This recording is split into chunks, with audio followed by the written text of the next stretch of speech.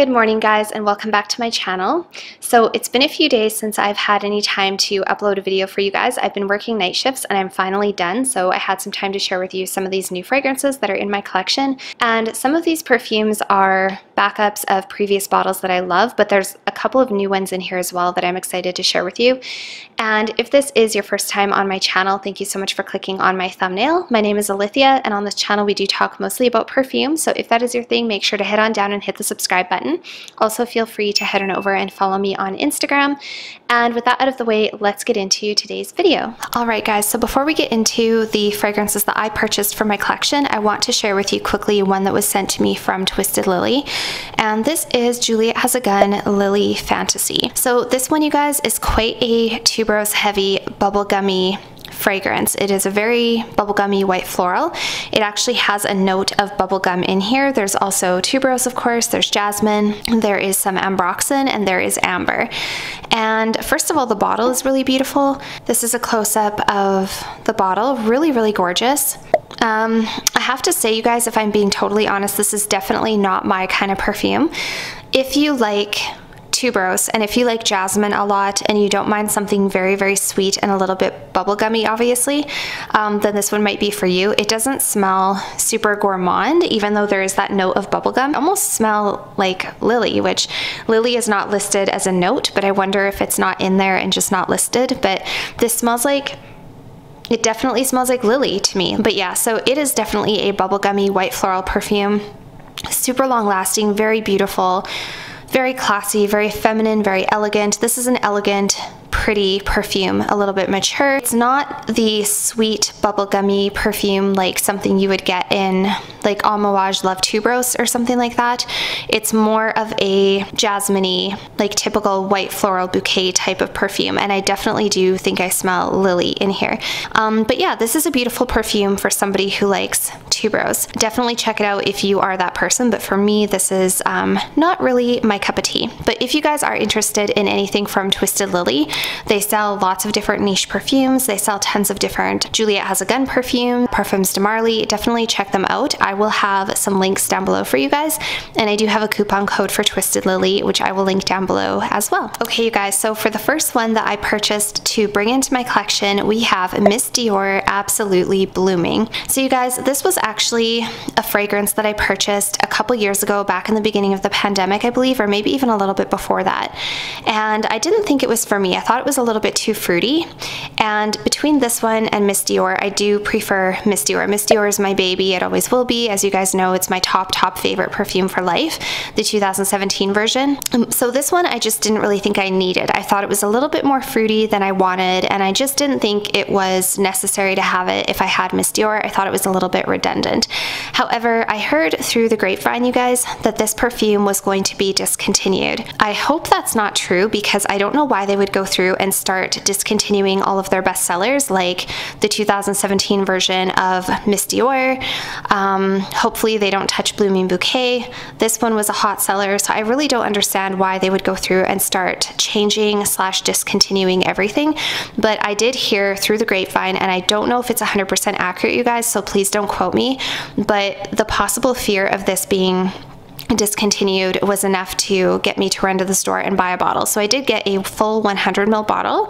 It's pretty new juice, as you can tell, and this is considered a fruity floral fragrance. You have notes of raspberry, blackcurrant, pomegranate, and pink pepper in the opening. In the middle you have May, rose, and peony, and in the base you have white musk. So this is quite different from any other perfume I would typically have in my collection. I wouldn't say I'm overly a huge fan of peony. I'm not a huge fan of fruity florals in general. I like a fruity floral gourmand.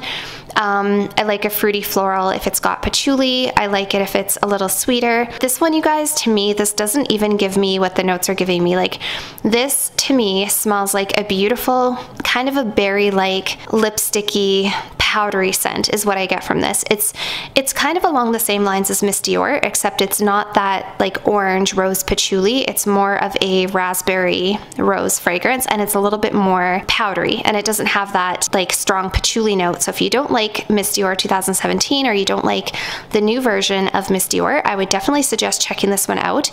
I also have to tell you guys, I have a thing for big bottles. I've decided what I want to do with my collection is I want to eventually figure out what my top 20 to 25 fragrances are, and I want to have big bottles of all of those fragrances. So this, I think, would definitely be a contender, especially if this one's going to be discontinued. I want to stock up on this one. I want to have backups of it, just like I have backups of my Miss Dior, and I want big bottles because I think they just look so beautiful sitting on a perfume tray. I just think these are so timeless and elegant, and I really hope they don't start cheapening the look and the juice inside all the perfumes. You guys know my opinion about Miss Dior 2021. I think it's a huge disappointment. It has terrible lasting power. The scent profile is so different from the other Miss Dior's. It's just like, yeah, it's just kind of a disappointment for me. So I really hope they don't start slowly phasing out these incredible fragrances. But let me take the cap off. Look at the adorable Christian Dior cap. I just love it, you guys. I mean, is there a more perfect picture? They're just so pretty. And then they do have that houndstooth design on the bottom. And I get like a beautiful, pretty, feminine, fruity floral, but like a powdery, almost a lipsticky kind of vibe. And I do get a lot of raspberry in here. But honestly, you guys, this is just so stunning. And I think that this perfume gets better with age, because actually a lot of the testers that I've smelled, the juice was quite a lot older and darker. And as this perfume ages, it just gets better, you guys. Like it just becomes even more powdery and even more like sultry and sweet and beautiful. And it's just a gorgeous fragrance. It's exactly the type of perfume that I want to smell like. This is like me in a bottle. I love this whole scent profile. So this is really, really beautiful. And I will link this down below, you guys, for anybody who wants to get their hands on a bottle of this before it does go discontinued, if it does. Again, don't quote me. That's just the rumor that I heard. So the second one that I purchased for my collection, and I actually used the Shoppers Redemption thing, what is it called, promotion, to get this fragrance. So I hardly paid anything for this, you guys. It was pretty much free. And this is Giorgio Armani C FIORI. So if you guys have been following my channel for a while, you probably know that I actually blind purchased this again in the beginning of the pandemic. And sometimes people are shocked when I bring a perfume back that I had a year and a half ago. I wasn't properly testing my perfumes back in the day. I really didn't know anything about perfume, and I was also like blind buying en masse. Like I was buying literally like 10 to 20 new perfumes every single month from discount stores. It was just crazy. I wasn't testing any of them properly. This is one that back in the beginning I didn't think I really cared for. It was nice, it was very pretty, but it wasn't like a must-have for me at the time. However, this one I have been going back and retesting at the store, spraying on myself, spraying on paper, and as you guys know, I have been on the hunt for a C fragrance. I have been wanting a C from Armani in my collection. I think the overall whole scent profile is very beautiful and very elegant, whether it's the Eau de Parfum, Eau de Toilette, this one, the C Passion, a C Intense. They're all very beautiful. I just couldn't find the flanker that was right for me. This one, however, is very beautiful, and I do hear that this one is being discontinued as well. I don't know if that is a for sure thing. Again, you guys, I'm sorry, I've been working night shifts, so I cannot be responsible for the words that come out of my mouth today, but yeah, I'm pretty sure this one is being discontinued as well, and I really wanted to get my hands on it before that happened. So the notes that you have in here are blackcurrant, green mandarin, neroli, which actually surprises me because I don't smell much neroli in here at all. I never would have guessed that was in here. Also rose, patchouli, cardamom, no, not cardamom, oak moss, vanilla, and white musk. First of all, I love this bottle. So pretty. I love that it is see-through on the bottom. I love this pink color. I love the shape of the cap. And you guys, I have to say, I don't know why I didn't see the magic in this perfume when I first had it. Obviously, I wasn't wearing it properly. I wasn't testing it properly. So that's probably a big part of it. But also my tastes have really evolved and changed over the last year and a half, 2 years. I've smelled so many different perfumes at this point that I really find that now I'm finally like honing in on what I really actually enjoy. Oh, this is so classy and so pretty, you guys. So it does have a little bit of that sort of black currant in the opening, which sometimes I don't like black currant. It really depends on how it's done. And then to me, I almost pick up on like pink fruits or like red fruit. There's a lot of vanilla It's just a very like beautiful, creamy vanilla version of C. It's just so pretty, and it smells exactly like the bottle looks. I think I shared this in a video a year and a half ago saying this would be a great bridal scent, and I still think that's true. This would be a beautiful bridal scent. It's just, or even to wear to a wedding, it's just very pretty, very soft, very beautiful. You guys, this lasts forever too. This thing is quite a beast. Yeah, I'm really happy to have this now, and I think the bottle is just very elegant, very beautiful. This is, you know, this really actually suits like where I'm at right now with my perfumes and what I want to smell like, and just so pretty, and I think it's going to be a huge compliment getter. I can't really speak to you guys much about anything other than that because I literally just got it, but I'm definitely thoroughly enjoying this one. So, okay, so the next one, you guys, is gonna look familiar if you watch my videos, but this is actually a backup bottle of Armani Code Satin. So I told you guys that I recently was able to get a really good deal on a bottle of Armani Code Satin. It was a tester because this is, again, a discontinued perfume. Why am I so obsessed with the discontinued ones? I don't know, but that seems to be the theme of today's video. So this is a discontinued one. This is a beautiful, kind of a soft, warm, spicy, fruity, orange blossom, chocolate, vanilla praline. It is just absolutely intoxicating, you guys. And I love this perfume so much that I wanted backups because it is discontinued. It is hard to find. It's often sold out on pretty much all the websites. This is like the ultimate date night perfume. Oh, so good. Oh my gosh, this is so good, you guys. I am obsessed with this perfume. I love this. And I've had it before, but back in the day, I used to think it was too strong, just too heavy, overpowering. I didn't care for it. But these days, I absolutely love this.